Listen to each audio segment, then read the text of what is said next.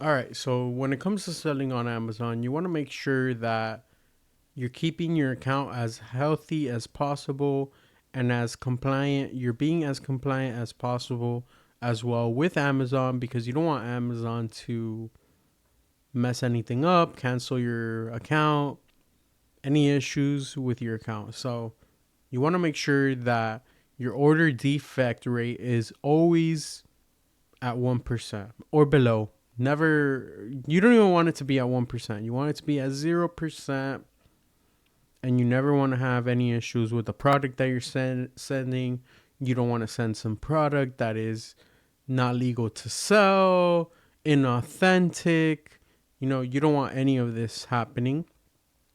So if you do, by any chance, have an issue with some of your products and there is a defect rate that's maybe 2%, they will definitely give you a call and they're going to want to know what's going on, why is it broken.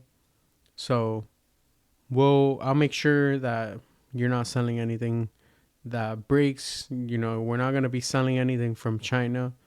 We're going to be selling nice and original products, and I'll go over that later. So usually what happens with businesses that sometimes customers don't rate your business very well. Usually only they rate things when bad things happen. It's just the nature of things. It's fine, no problem, no biggie. But just make sure that you're always doing a great job when sending products.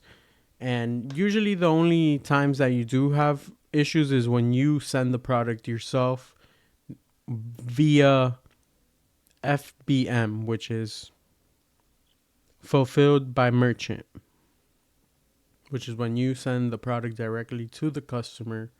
Usually with FBM, the products are nicely packaged and it's what customers are used to, the Amazon box and whatnot. You know? Usually when you get a box that's not, you're like, whoa, what is this? I've never gotten this Amazon box before. Usually it's because it got sent by a fulfilled by merchant. Someone like me, we sent in the box. That's that. And if you do get negative feedback, just make sure to request to have Amazon get rid of it if you do get negative feedback. And don't be lazy when it comes to third point. Do not be lazy when it comes to shipping your products to the warehouse. Not the warehouse, actually. It's mostly FBM. If you don't get overwhelmed, FBM is simply that you send the product straight to the customer and don't get lazy.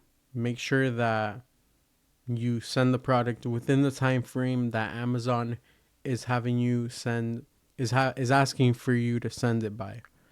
So you don't want to get lazy. You want to make sure you send it over as quick as possible. They give you 2 business days, so should be fine.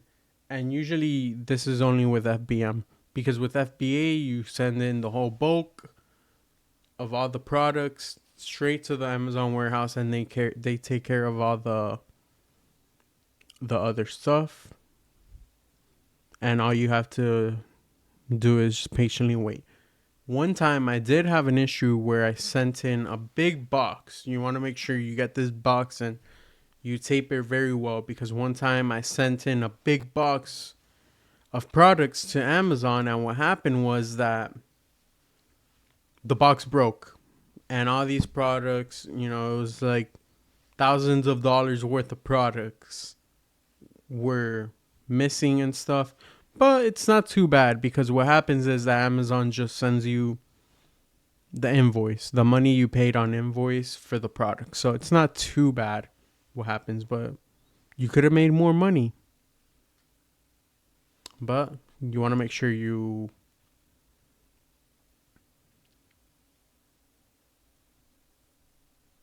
are doing everything properly. So when it comes to next IP complaints, so there are some brands that you will have IP complaints from, they won't let you sell their product. You'll find one of them is actually a toy product that one time I actually tried to sell. They will send you an IP complaint. They will not want you reselling their product for a more expensive price. So usually what happens with that is that you're not allowed to sell that product. You're not allowed to do it. And I'll teach you how not to get IP complaints, and we'll be keeping an eye out on brands that you're not allowed to be selling so you don't get any IP complaint. So if you do get a IP complaint, it's not such a big deal. Don't worry. It's fine. You could always return the items that you purchased at the end of the day.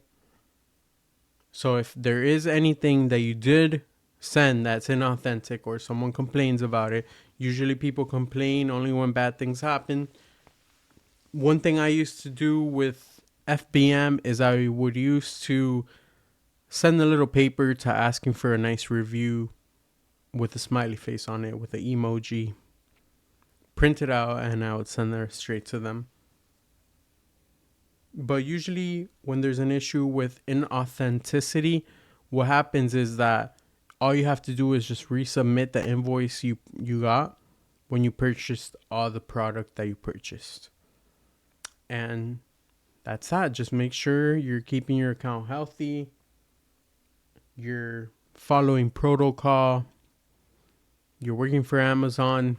You got to follow the rules and make sure everything's nice and neat. You don't want to send the ugly package out there. But sometimes you could get away with it, but I don't recommend it. You could reuse boxes as well if you like. Just make sure it's not too ugly, all right?